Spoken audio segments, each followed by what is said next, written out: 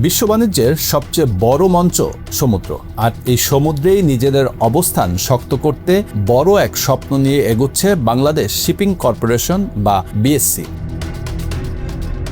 বর্তমানে মাত্র 60টি জাহাজ নিয়ে আন্তর্জাতিক রুটে পণ্য পরিবহন করছে রাষ্ট্রীয় এই সংস্থাটি। সংখ্যায় কম হলেও পারফরম্যান্সে কিন্তু পিছিয়ে নেই তারা।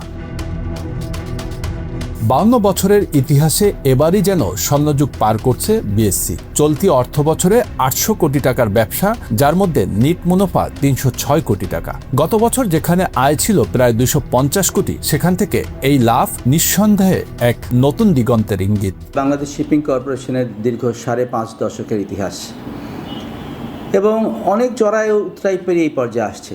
আমাদের কিন্তু জাহাজ একসময় টোটাল এই পর্যন্ত আমরা 44টা জাহাজ অর্জন করেছি এবং অ্যাট এ টাইম একসময় আমাদের 28টা জাহাজ ছিল।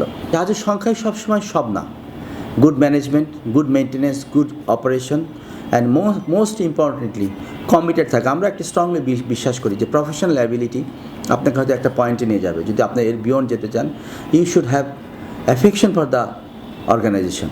আমরা এখন প্রত্যেকটা রিক্রুটিং থেকে শুরু করে আমরা যে চুক্তিভিত্তিক নিচ্ছি লোক, বা আমরা জাহাজ অপারেশন করছি, জাহাজকে ম্যানেজমেন্ট, জাহাজের ফুটপ্রিন্ট, সিলেকশন অফ চার্টারার, মেনটেন্যান্স। আগে একসময় হয়তো দেখা যেত যে শুধু ওইএম থেকে হয়তো ওই স্পেয়ার্স না হতো, এখন একটু পয়সা বেশি লাগলো, আমরা সমস্ত স্পেয়ার কালেক্ট করছি মেকারের কাছ থেকে।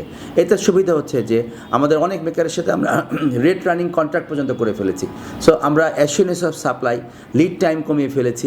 যখন জাহাজ পৃথিবীর যে কোনো দেশে থাকুক সেখানে স্পেয়ার্স চলে যাচ্ছে। শুধু আয় নয়, দক্ষ চ্যাটারিং ও মধ্যস্থতার মাধ্যমে বকেয়া আদায়েও সফলতা দেখিয়েছে সংস্থাটি। ইতিমধ্যে চার্টারারদের কাছ থেকে আদায় করা হয়েছে প্রায় 43 কোটি টাকা।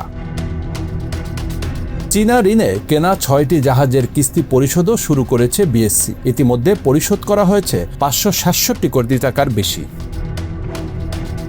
তবে এখানেই থেমে নেই পরিকল্পনা।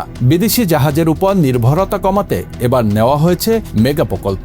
একসাথে 25টি নতুন জাহাজ যুক্ত করার পরিকল্পনা। 54 বছরের ইতিহাসে প্রথমবারের মতো 100% নিজস্ব অর্থায়নে জাহাজ ক্রয়ের প্রক্রিয়া আমরা গ্রহণ করি, এবং এটা আপনার হচ্ছে কোনো ব্যাংক, সরকার বা কারো কাছ থেকে কোনো ধরনের কোনো লোন বা কোনো কিছু নেই।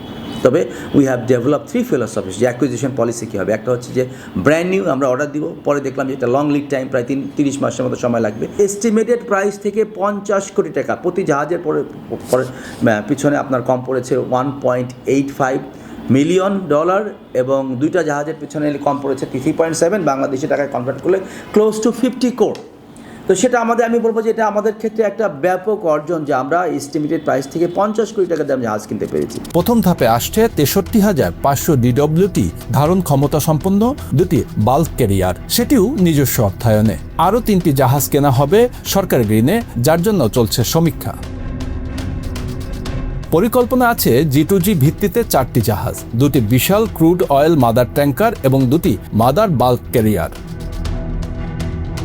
প্রথমবারের মতো নিজস্ব বহরে যুক্ত হতে যাচ্ছে 6টি আধুনিক কন্টেইনার জাহাজ, যা বদলে দিতে পারে দেশের আমদানি রপ্তানির বাস্তবতার চিত্র।